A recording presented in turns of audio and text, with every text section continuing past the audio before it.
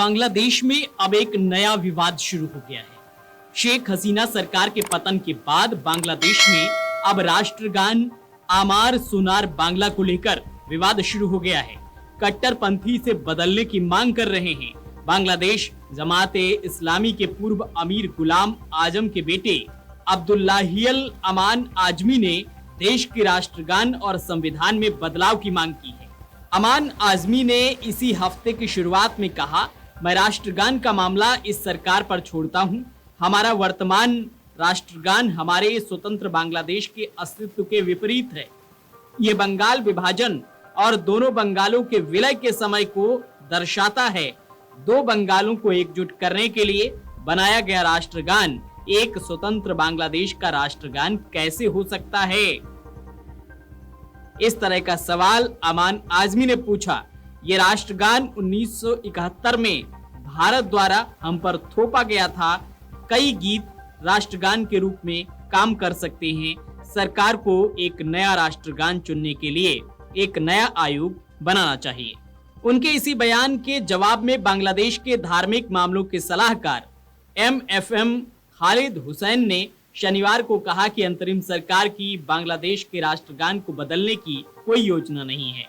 राजशाही में Islamic foundation का दौरा करने और विशिष्ट लोगों की एक सभा में भाग लेने के बाद हुसैन ने मीडिया से कहा, अंतरिम सरकार विवाद पैदा करने के लिए कुछ भी नहीं करेगी।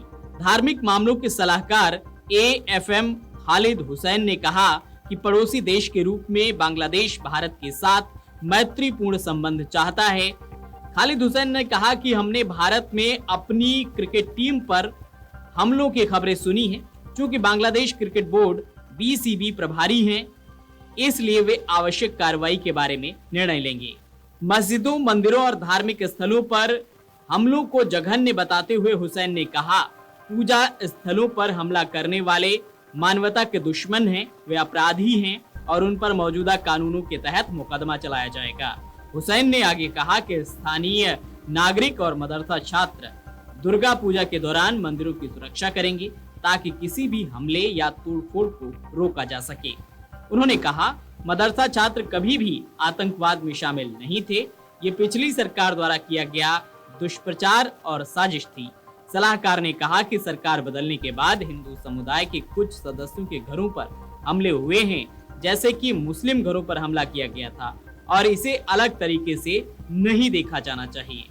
बता दें कि 5 अगस्त 2024 को बांग्लादेश की पूर्व प्रधानमंत्री शेख हसीना के इस्तीफे के बाद से अल्पसंख्यक समुदायों, विशेषकर हिंदुओं के खिलाफ हिंसा और बर्बरता की घटनाएं सामने आई थी। हुसैन ने कहा कि भारत पड़ोसी देश है और भारत की सद्भावना के साथ देश में शांति बनाए रखना चाहते हैं। बड़े प्रयासों के बाद उन्होंने बांग्लादेश को वापस पाया और वहां की मुक्ति के दौरान सभी धर्मों के लोगों ने बलिदान दिया और आंदोलन में अपना खून बहाया।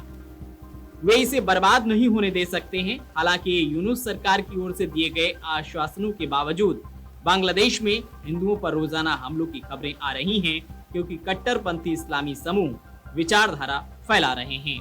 वीडियो डेस्क अमरउजाला.com। अगर आप ये वीडियो YouTube पर देख रहे हैं तो हमारे चैनल को सब्सक्राइब करें और बेल आइकन को दबाना ना भूलें। अगर आप Facebook पर ये वीडियो देख रहे हैं तो हमारे पेज को लाइक करें।